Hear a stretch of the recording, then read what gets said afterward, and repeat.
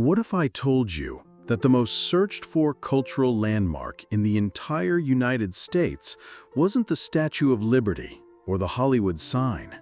What if it was a 512-acre patch of desolate dirt in the middle of the Utah desert? According to Google's official Year in Search report for 2022, it was a place called Skinwalker Ranch. Here at Science Decoded, we follow the data. And when the digital footprint of an entire nation leads to a place rumored to be a paranormal hotspot, a place guarded by secrets and armed security, we have to ask the question: why? What is the hidden truth behind America's obsession with Skinwalker Ranch? To understand this modern mystery, you first have to understand the landscape. The Uinta Basin in northeastern Utah is a vast, empty bowl of tertiary rock carved by ancient rivers. It's a place of stark beauty and profound isolation. This is a land that holds the world together, as one early explorer put it, a place for nomadic purposes and hunting grounds. It is not a place you stumble upon. It's a place you have to seek out. And in 2022, millions of people, from the comfort of their homes, did just that. They typed those two words into their search bars, making a remote, privately owned ranch more digitally significant than national monuments. This staggering disconnect between the physical reality of the place and its digital fame is the heart of our investigation. The data tells us a story is being told, a story so powerful it has captured the collective imagination of a country. But the data doesn't tell us if the story is true. But here's the shocking twist. The name itself, Skinwalker, is a doorway to a story far older and far more serious than flying saucers or cattle mutilations. Before we can set foot on the ranch, metaphorically speaking, we have to understand the profound cultural belief from which it takes its name. And this requires the utmost respect. The term Skinwalker is a modern English label for something much deeper within Navajo or Diné tradition. The correct term is Yee Naaldlooshii. It translates chillingly to, "With it, he goes on all fours." Let's be perfectly clear. This is not a monster. It's not a cryptid or a mythical beast in the Western sense. According to Navajo belief, a Yee Naaldlooshii is a human being. It is a type of harmful witch, a medicine person who has chosen to twist their sacred knowledge, meant for healing, toward evil. They represent the absolute antithesis of the core Navajo value of Hojo, a complex concept of living in harmony, beauty, and balance with the world. To become a skinwalker is to choose chaos over order, malevolence over good. The path to becoming one is said to be paved with an act of unspeakable evil. The initiation rite, according to the lore, requires the aspiring witch to commit the ultimate taboo, the murder of a close family member, often a sibling. This act of profound spiritual betrayal severs their connection to community and harmony, and in return, grants them supernatural powers, including the ability to shapeshift into animals like coyotes, wolves, or owls. This is not a campfire story. It is a deeply serious, culturally significant, and often taboo subject within the Navajo Nation.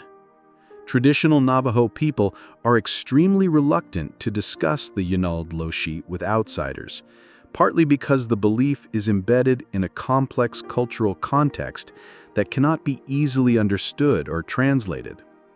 As Cherokee Nation academic Adrian Keene has pointed out, in response to outsiders like author J.K. Rowling appropriating these beliefs, when a living tradition of a marginalized people is taken and repackaged for popular culture, it causes real harm.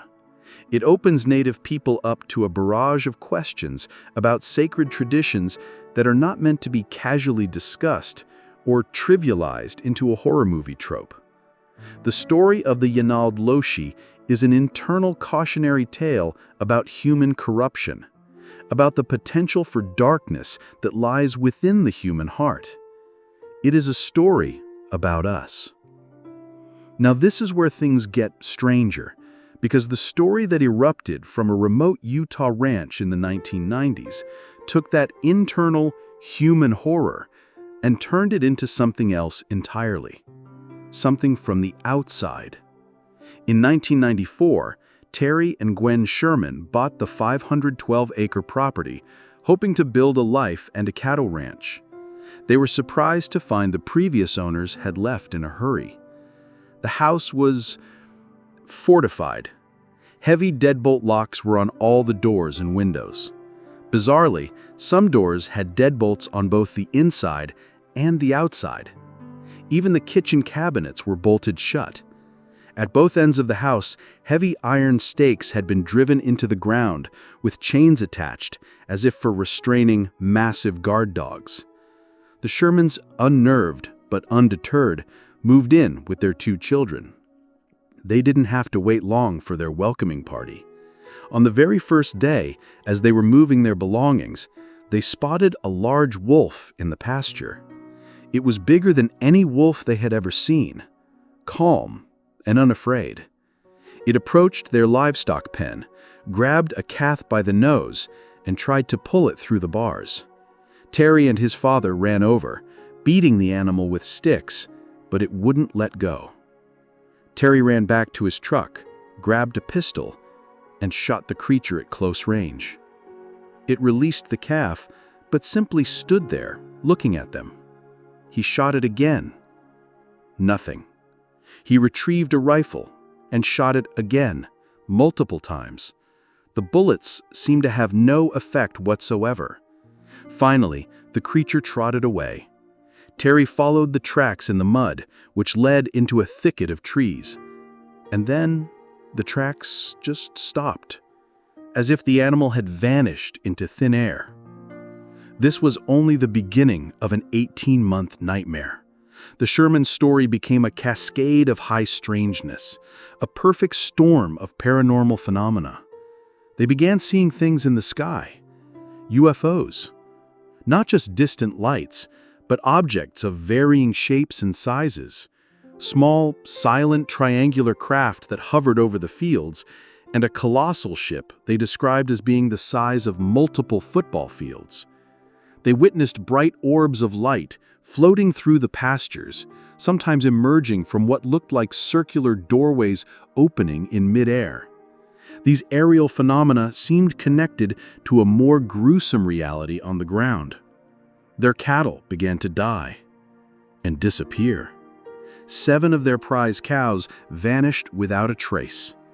Others were found dead, mutilated with a terrifying surgical precision. There was no blood on the animal or the ground around it. One was found with a peculiar, neat hole cored directly through its left eyeball, but was otherwise untouched. Another had a 6-inch hole carved out of its rectum, about an inch deep. The most disturbing case was a cow that their son had seen alive just 5 minutes earlier. It was found with a similar hole cored out of its rectum, but this one was 18 inches deep, extending straight into the body cavity. The family reported a strange chemical smell lingering around the carcasses. What if I told you the horror wasn't just outside? The strangeness seeped into the house itself. They heard disembodied voices, speaking in an unfamiliar language that seemed to come from the air above their heads. Objects would disappear, only to reappear later in a different place. Pastures would inexplicably light up at night, as if under stadium floodlights. They heard the sound of heavy machinery operating, it seemed, from deep beneath the earth. On top of the giant wolf, they witnessed other strange creatures.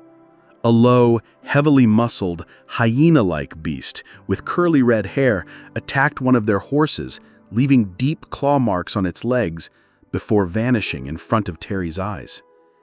After 18 months of relentless terror, the Sherman family had had enough. Unlike the families in horror movies, they didn't stay to fight the ghosts. They fled. In 1996, they put the ranch up for sale, desperate to escape, and shared their story with a local newspaper.